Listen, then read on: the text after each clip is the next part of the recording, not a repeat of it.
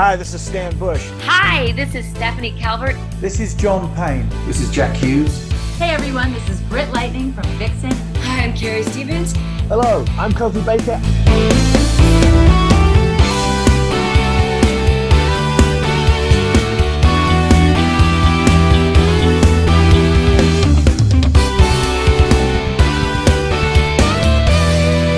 And you're listening to Play That Rock and Roll.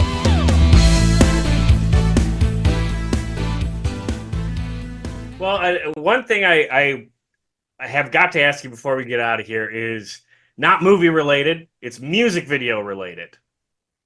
Dokken or the Fat Boys? Who's cooler? Oh, the Fat Boys. Oh, I would think so. Well, so did you work? Dokken was a little bit of a problem. Oh, really? What was it like working with them? Oh, they were stoned. Yeah. Really stoned. Really stoned. The George Lynch. Well, this is a really old story, and I'm gonna tell it again. Please. So George Lynch, he breaks through a wall and does a solo, right? Right.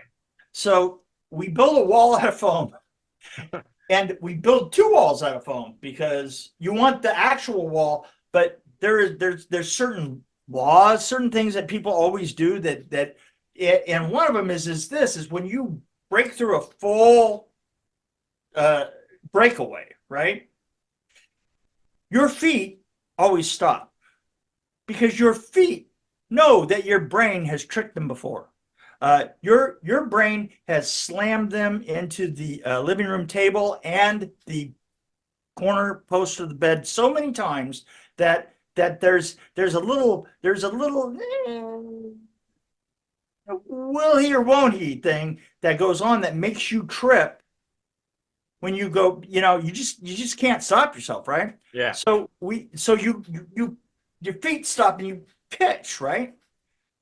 And we tried to explain that to George, and George was, no, yeah, I'm not worried about that. I'm not going to go through that. I'm going to blast through this door, right? And we're okay. All right. So he gets about 15 feet back, and the music and the playback comes up to his solo, and he's got the skeleton guitar, right? Yeah. Yep. And he just runs for the flat, right? And all of us were like going, and he trips just like we knew he was going to. Yep. He pitches head over, and he goes all the way around his guitar, and his feet land. And even when he lands, he had gone all the way around and was almost going around again. But when his feet land, and he just does that bunny hop, and he twists and he lands, right? And now he just gets up and he's pissed, and he's like, "Oh, the guitar was fine, but now he stomps over and he goes to the trailer." And it was like, Yeah. okay.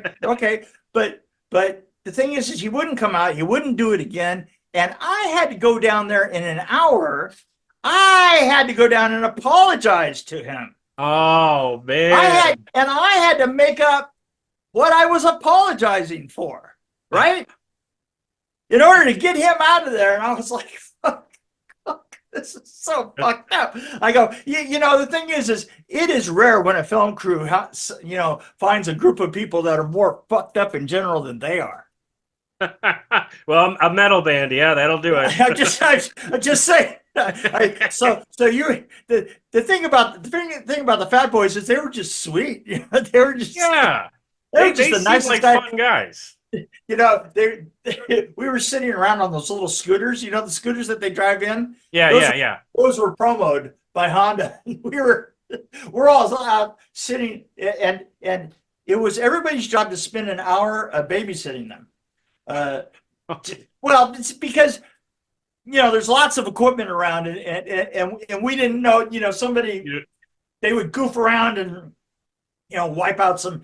So in my hour, I'm out there, and I'm on my scooter, and we're zipping through the cars, and parking lot. And finally, we're sitting around in a circle, and the three of them get into this discussion as to who's badder, right? Freddy, Leatherface, or Jason? Jason, right? Michael Myers? Jason, no, it's Jason. They're very definitely. And the discussion's going around and around, and like everybody had logical reasons going back. Sure. And the really short one that had the pure gold teeth, right? Okay. And he was kind of the youngest of the group, and after a while he's just quiet as hell, you know. And then all of a sudden he just breaks and he goes, you know, it's absolutely gonna be Freddy. You know why, Fred? Because you know the thing about Freddy is Freddy get you in your dreams. And we're sitting there, and it was like, I thought, yeah, okay. Yeah. Yeah, he wins. He wins. He can get you in your dreams. That's just like that's a fan conversation. That's It what horror was. fans talk about. It was a complete fan conversation. I don't. So did Dokken even give a shit that it was like a big movie? Did they like being there? They really didn't. Yeah. Well, they sure seemed, you know, I follow them a little bit. They hated each other for a long time. Where they? Oh were God, they you fighting? could tell that they hate. You see, that was another thing. Is this they seem to break up into a couple of little groups. Oh, you know, okay. in them, and I just remember them looking for telephones. They all watched the stock market, right? And they were, Oh, come on. dude. Does that seem? I remember thinking to myself at the time that is the first when I saw Don Dokken and George Lynch, the term douche whistle came to mind. Somebody said, "Yeah, fucking Don Dokken's like a douche whistle." I thought, yeah, okay, I've used douche whistle ever since. Oh, yeah, I like that. So yeah, they're watching the stock market. That is, of course, the least rock and roll thing. The least, it really was. You know, the thing is, well, you know that if you read about them, the one thing that you do immediately get is that they're just session players. Yeah, That's what they were. They're a session band, and and I can tell you by listening to them together talk to each other, they are still a session band. yeah. I saw Don once, like 10 years ago, and mediocre. We drove proud to see Nightmare on Elm Street 3 with Freddy Krueger. Yep, that was us.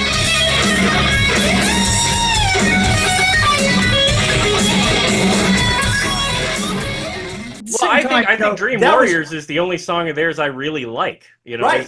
you know. And at the same time, you think to yourself that that's who they were.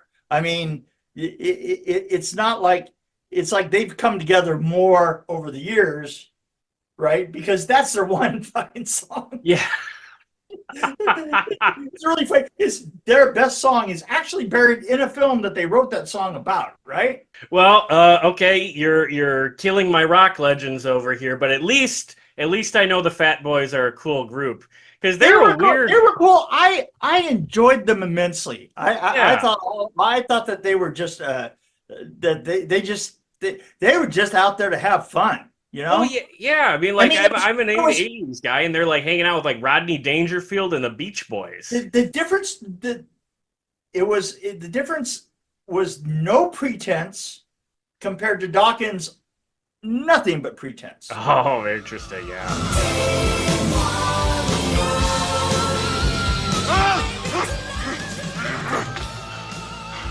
What a nightmare. Who were those guys?